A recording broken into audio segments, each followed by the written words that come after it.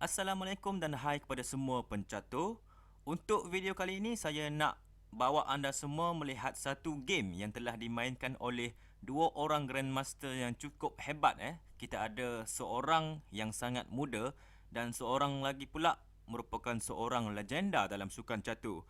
Jadi kat sini sebenarnya kita ada satu game yang telah diambil daripada pertandingan Bliss sebenarnya. Di St. Louis Chess Club pada tahun 2016 di Amerika Syarikat. Ini merupakan satu game yang dimainkan oleh Wesley So menentang Garry Kasparov. Garry Kasparov, siapa yang tak kenal dengan beliau? Beliau merupakan seorang pemain catur legenda, seorang legend, juga merupakan bekas juara dunia. Dan kita semua tahu pada tahun 2005 beliau telah memutuskan untuk bersara daripada bermain catur sebagai profesional. Namun selepas tu sekali lagi beliau telah memutuskan untuk menarik balik persaraan beliau, dan pertandingan catur Bliss di St. Louis Chess Club pada tahun 2016 ni merupakan antara pertandingan catur yang terawal yang disertai oleh Garry Kasparov selepas beliau mengumumkan persaraan. Lawannya, Wesley So merupakan seorang Grandmaster daripada Filipina. Dia telah menjuarai kejuaraan Filipina banyak kali, dan pada tahun 2014 beliau telah memutuskan untuk mewakili Amerika Syarikat dalam sukan catur pula. Jadi jom kita tengok satu game yang hebat ni. Kat sini kita ada putih yang dimainkan oleh Wesley So, manakala hitam pula dimainkan oleh Garry Kasparov.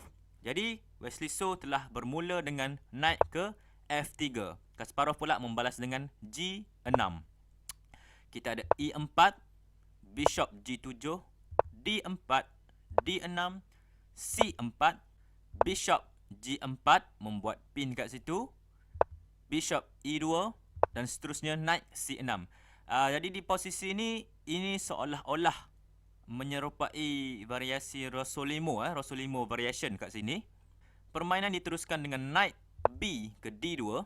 Sememangnya perlu diingat kat sini, pawn di D4 ni bukannya merupakan satu pawn yang percuma, sebabnya kalau knight makan pawn D4, knight makan knight, bishop makan bishop E2 dan seterusnya, knight di D4 tu boleh kembali dan memakan bishop di E2. Jadi pawn di D4 tu bukannya merupakan satu pawn yang percuma. Kat sini Kasparov telah tolak pawn ke E5, mencuba untuk mengkucar-kacirkan struktur pawn tengah Wesley So. Putih D5 menyerang knight kat situ, knight lari ke E7, H3 menyerang bishop dan menghalaunya pulang ke D7, dan kita ada C5, gerakan agresif yang telah dibuat oleh Wesley So kat sini. Memberi satu pawn percuma di C5 tu dengan idea untuk knight datang ke C4 dan seterusnya menyerang pawn di E5 kat situ. Jadi kat sini Kasparov telah memilih untuk memakan pawn tersebut dan naik ke C4 menyerang pawn di E5. Kat sini kalau kita tengok ada dua knight yang menyerang pawn tersebut dan Kasparov terpaksa tolak F6. Jadi di posisi ini sedikit sebanyak kita boleh tengok yang Wesley So telah pun berjaya melemahkan struktur pawn di bahagian kingside Garry Kasparov dengan memberi satu pawn secara percuma. Permainan diteruskan dengan satu lagi gerakan agresif yang dibuat oleh Wesley So kat sini. Beliau telah memutuskan untuk menolak pawn ke D6. Sekali lagi menyerang knight dan juga pawn di C7 kat situ.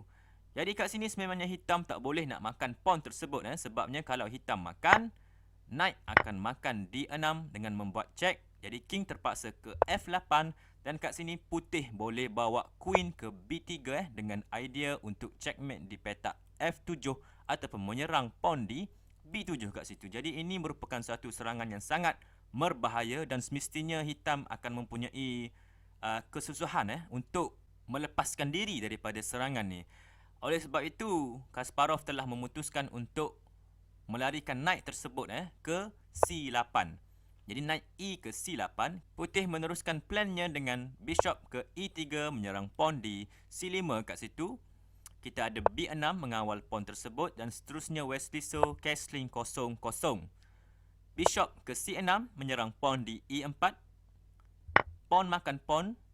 Dan kat sini kalau hitam ataupun Kasparov memutuskan untuk menukar queen dengan memakan queen ke D1, sememangnya idea ini merupakan satu idea yang bahaya. Kenapa? Kerana permainan berkemungkinan disambung dengan rook F memakan queen tersebut.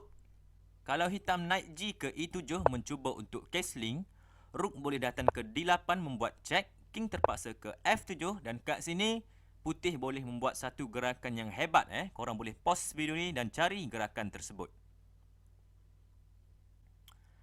Putih boleh membuat sacrifice knight dengan knight C memakan pawn di E5 check. Ini merupakan satu gerakan yang telah disyorkan oleh engine. Gerakan ni dibuat dengan bertujuan untuk memberi laluan kepada bishop di E2 tu untuk datang ke C4 dan membantu serangan. Jadi kat sini kalau pawn makan knight tersebut, semestinya bishop akan ke C4 membuat check. Kalau hitam tersilap langkah seperti melarikan king ke F6, kat sini kita ada bishop ke G5 membuat satu pattern checkmate yang sangat menarik. Jadi kat sini hitam terpaksa menggerakkan bishop ke D5 memblok check bishop tersebut. Dan sekali lagi engine mensyorkan satu gerakan yang hebat kat sini, iaitu pawn memakan bishop tersebut. B5 menyerang bishop di C4 dan seterusnya putih boleh tolak D6 membuat open check. Jadi pawn terpaksa memakan bishop di C4 dan seterusnya D7 boleh dimainkan. Kat sini kalau kita tengok kedua-dua pawn di C dan juga D merupakan pawn yang sangat kuat kat situ. Kedua-duanya berpotensi untuk menjadi queen dan ini sebenarnya merupakan satu posisi yang kalah, yang sangat teruk bagi hitam.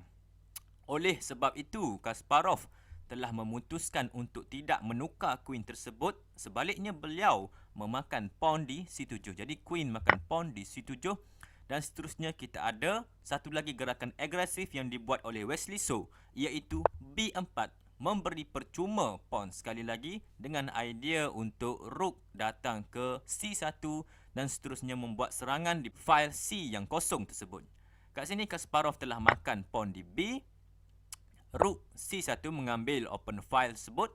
Knight G E7, cubaan untuk mengeluarkan piece-piece Kasparov dan membuat castling. Tapi kat sini Wesley So tidak membenarkan Kasparov membuat castling dengan gerakan queen ke B3.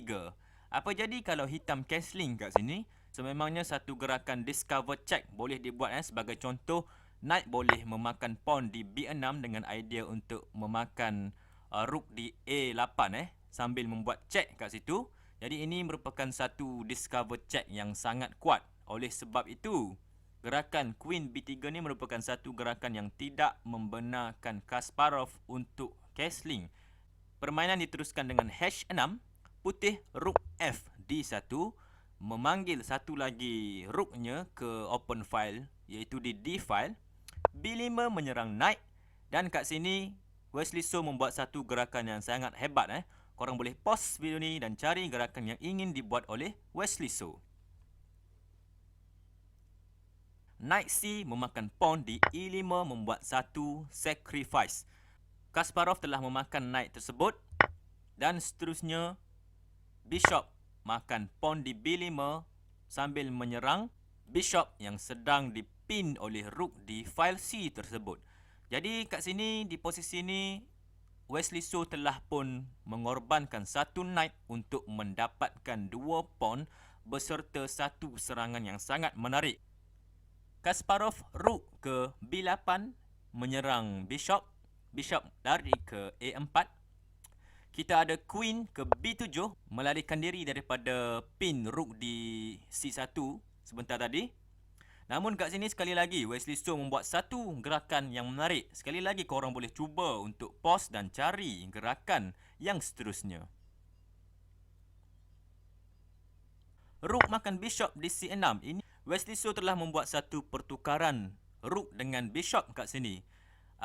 Knight makan rook tersebut dan seterusnya queen ke E6 masuk ke dalam kubu hitam dan menyerang king lawan. Sememangnya kat sini kalau king lari ke F8, bishop boleh datang ke C5 membuat check dan seterusnya knight terpaksa tutup dengan knight E7 dan putih boleh rook ke D7. Kalau kita tengok kat sini serangan ini sangat bahaya sebabnya knight di E7 dan juga di C6 tu merupakan kedua-dua piece yang akan mati ini sememangnya kalah untuk hitam. Oleh sebab itu Kasparov telah memilih untuk blok ataupun halang check tersebut dengan knight ke E7. Dan kat sini satu serangan simple telah dibuat oleh Wesley So, iaitu bishop ke C5 menambahkan lagi serangan ke atas knight di E7 itu. Rook ke C8 mengawal knight di C6 dan bishop memakan knight di E7. Kat sini Kasparov telah pun memilih untuk resign dan terus menyerah kalah. Jadi jom kita tengok apa yang jadi kat sini. Sememangnya di posisi ini Kasparov ataupun hitam telah pun kehilangan satu piece. Jadi kalau dia mencuba untuk mengambil balik satu piece tersebut, kat sini queen boleh makan bishop Namun ini menyebabkan kedua-dua piece knight di C6 dan juga rook di C8 ni tergantung. Sememangnya kat sini gerakan yang mudah seperti bishop makan C6 membuat check akan membuatkan Kasparov berada dalam kekalahan. Jadi disebabkan itu pada move ke-25 ini Kasparov telah memilih untuk resign. Walaupun ini merupakan permainan Bliss namun sememangnya permainan Bliss yang telah dimainkan oleh Grandmaster ni sedikit sebanyak mempunyai beberapa move ataupun gerakan yang sangat teliti dan hebat. Sememangnya kita boleh belajar banyak perkara, banyak benda yang kita boleh pelajari dari permainan diorang ni. Jadi itu sahaja daripada saya. Terima kasih kerana menonton. Silakan like, share dan juga subscribe kepada channel kami. Stay at home, jaga diri, jaga keselamatan korang. Selamat bercatur. Assalamualaikum. Bye-bye.